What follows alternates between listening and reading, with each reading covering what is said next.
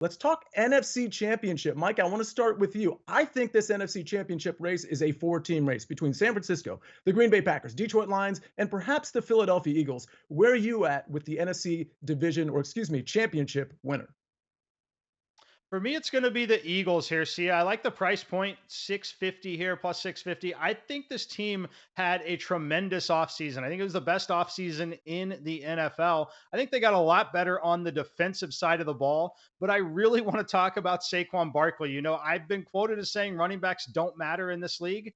They typically do not. However, in this situation, I think it does. I think what's going to happen with this Philadelphia Eagles team, they're going to be the team now that is going to just be able to dominate time of possession. And I think that's going to be awesome. I think they're going to help keep their defense off the field. We're going to see long, sustained drives out of this offensive unit with Jalen Hurts and Saquon Barkley here. The schedule sets up very friendly as well. I think they could start the season 6-0 as long as they're able to take care of business in Brazil. I think they're winning the division. I think they have home field advantage, and ultimately that takes them to an NFC title.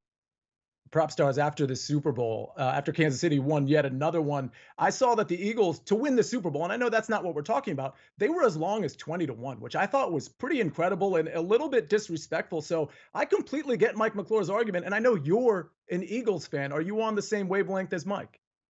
I am Sia. And just ignore the fact that I may or may not have an Eagles helmet above my right shoulder here, but I am fully aligned with my very sharp colleague Mike here. I love the value that the Eagles provide. Couldn't agree more with his take regarding the Eagles offseason. I would also like to point out the addition of Vic Fangio as a defensive coordinator, Kellen Moore as an offensive coordinator is a massive upgrade compared to what the Eagles were working with last year. Really imploded down the stretch. We're just trying everything they could as far as coordinators. Had Matt Patricia at one point serving as the DC for the Eagles. Mike talked about some of the additions defensively: C.J. Gardner-Johnson, Devin White, Bryce Huff.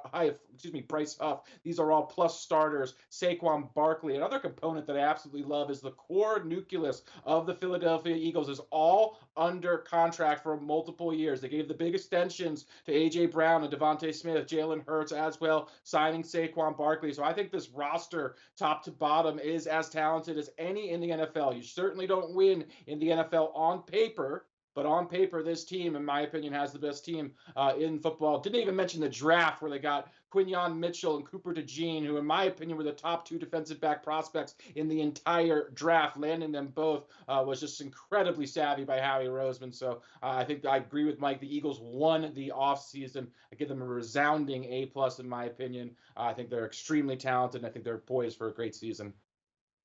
Larry Maestro, this pains me. I'm a Commanders fan. We're not going 3 for 3 on the Eagles, are we, to win the NFC Championship? I think I stumbled into an Eagles podcast or something.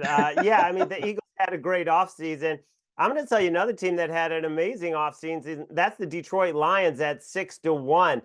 You can't rule out, obviously, the 49ers at their low odds, but they have a brutal schedule, have to face four teams coming off of a bye. They also have the Brandon Ayuk situation hanging over their heads. Let's look at what the Lions did in the offseason, drafting, I believe, the best cornerback in the draft, Terrion Arnold out of Alabama, trading for Carlton Davis, totally remaking the secondary, which was the one weakness. And you lock up Jared Goff and Amon-Ra St. Brown and Penei Sewell. And then on the defense, you bring in Marcus Davenport and DJ Reader to help Aiden Hutchinson up front, a team that was one play away from the Super Bowl. And here's the best thing about this Lions team is the continuity. All the coordinators are back: Ben Johnson, Aaron Glenn, and Dave Phipp, the special teams coordinator, who is now 8 for 10 on fake punts. So if Dan Campbell can just rein it in a little bit, make a couple smarter decisions, this team can go to the Super Bowl. I totally agree. I think the NFC North is so intriguing, really every single team. I'll tell you this. I was toggling back and forth between, and the four-horse race thing I think is true. I think it's between those four, among those four teams. I was toggling back and forth for my answer between the Green Bay Packers and the San Francisco 49ers. But I got to be honest, the compelling argument you just made for the Detroit Lions, it really is fantastic. I'm going to go, though, with the San Francisco 49ers. I might be 0 for 3 on them. Well, I should say 2 for 2 with NFC championships, but they were my Super Bowl winner candidate for the last 2 years, obviously falling short, a lot of bad fourth quarters in the Super Bowl. But I still think this team, as constructed right now, their window is closing a little bit. But I expect Brandon Ayuk to be on this team. And quite frankly, even if he's not, this team, especially on offense, very good. We know the defense is very formidable. I love Kyle Shanahan. This is a short number, kind of a boring number at plus 320. But I think we've got one more year to watch the Niners kind of dominate the regular season and get home field advantage throughout the NFC playoffs. So that's what I'm going with. I love all of these teams. I wish I could bet them all, but